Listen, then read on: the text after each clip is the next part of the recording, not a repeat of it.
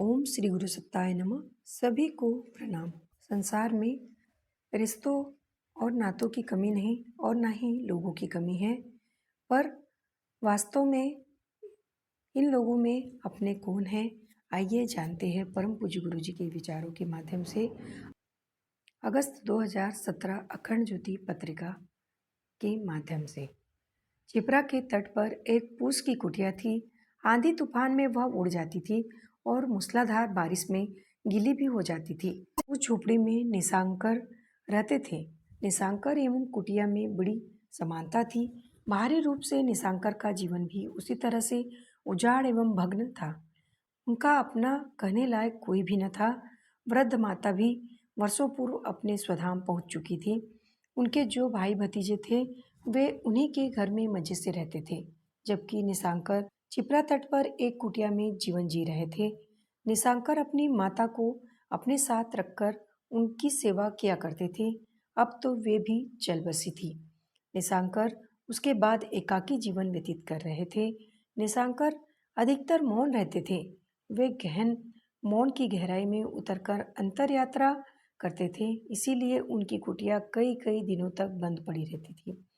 आसपास के लोग सोचते थे कि बाबा कहीं बाहर गए हुए हैं, इसीलिए कुटिया शांत पड़ी है। निशांकर का साथी था एकांत। उनको एकांत और मौन अत्यंत पसंद थे, इसीलिए वे किसी से ज्यादा मिलते जुलते नहीं थे। किसी के पास उठते बैठते भी नहीं थे। उनके भोजन की व्यवस्था भी बड़ी विचित्र थी। महीने में आधे से अधिक दिन तो वे निराहार रहते थे और जिस दिन वे भोजन लेते भी तो अन्न ग्रहण नहीं करते थे। कभी दूध फल लेते तो कभी जल पीकर अपना काम चला लेते थे। उनका बाहरी जीवन अत्यंत कठिन था और उनके आंतरिक जीवन के बारे में किसी को पता नहीं था। निशांकर को लोग महात्मा जी के नाम से पुकारते थे। उनकी कद काठी लंबी एवं पुष्ट थी। आंखों में गजब की चमक बनी रहती थी। माथा उन्नत एवं चौड़ा, चेहरे पर दिव्यता विद्यमान रहती थी। वे श्वेत वस्त्र धारण करते थे और पैरों में खड़ाऊ पहनते थे। वे वैदिक काल के किसी ऋषि के समान प्रतीत होते थे।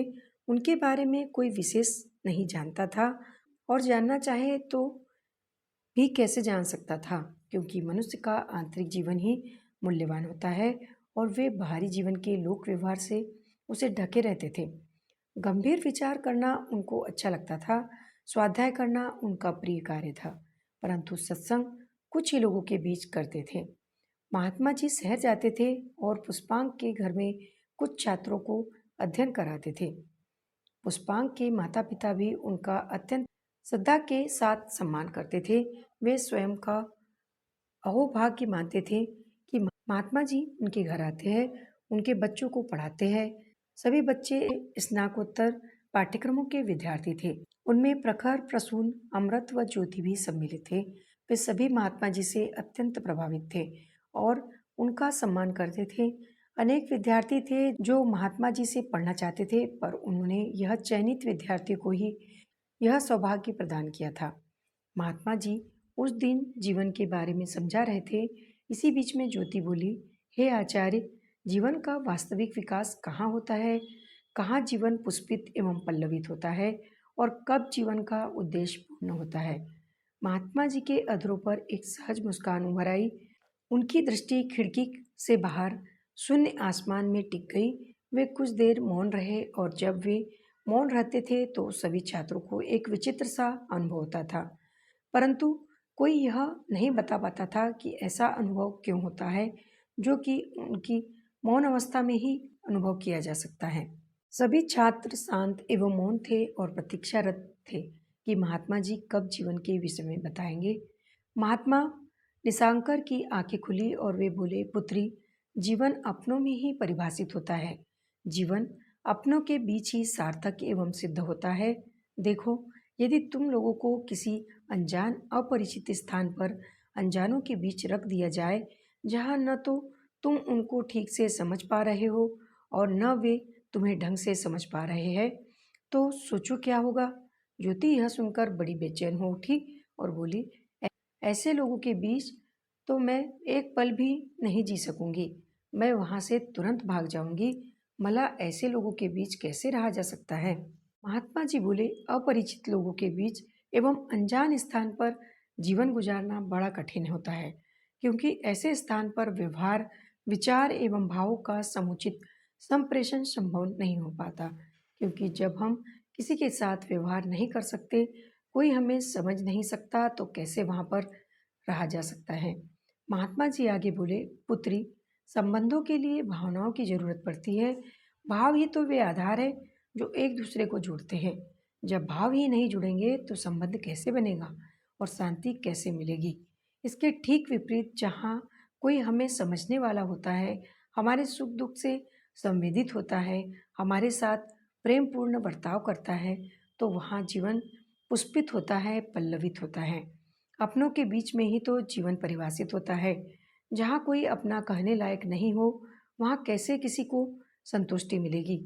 दूसरी बात, जहाँ अपने लोग होते हैं, वहाँ सभी के जीवन की दिशाएं भी लगभग एक जैसी होती है, और इसीलिए मंजिल की एक ओर अग्रसर होने वाले लोग आपस में एक दूसरे से मिलजुल कर प्रसन्न रहते हैं।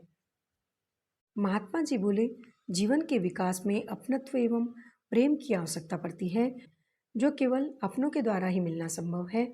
अपनी बात को थोड़ा और समझाते हुए वे बोले, इसे ऐसे भी कह सकते हैं कि जिनसे अपनत्व मिले वे ही अपने होते हैं। सामान्य रूप से लोग संबंधियों को व परिजनों को अपना मानते हैं, पर ये तो मात्र शरीर के और रक्त के संबंध है। सच्चे संबंध तो वहाँ विनिर्मित होते हैं जहाँ पर विचार और भावनाएं मिलती है। विचार और भावनाओं के मिल से ही संबंध स्थायी होते हैं। उनमें प्रेम पनपता है और वे जीवन को सार्थकता की अनुभूति प्रदान करते हैं। इसीलिए हमें भी अपनी भावनाओं को मजबूत करने का प्रयत्न करना चाहिए, क्योंकि भावनाओं की पुष्टि ही संबंधों के स्थायित्व का आधार है। महात्मा निशांकर की इन बातों ने न केवल उन विद्यार्थियों की जिज्ञासा को शांत किया, बल्कि उन्हें जीवन व संबंधों के मर्म से भी परिचित कराया। शीर्षक समाप्त। अगर आपको हमारा ऑडियो अच्छा लगा हो तो लाइक, कमेंट्स और शेयर कीजिए, ताकि परम पूज्य गुरु जी के विचारों को जन जन तक पहुंचाने में आप भी अपनी भूमिका निभा सके। और हमारे चैनल को सब्सक्राइब कीजिए, ताकि हमारी नोटिफिकेशन सबसे पहले आप तक पहुंच सके। धन्यवाद।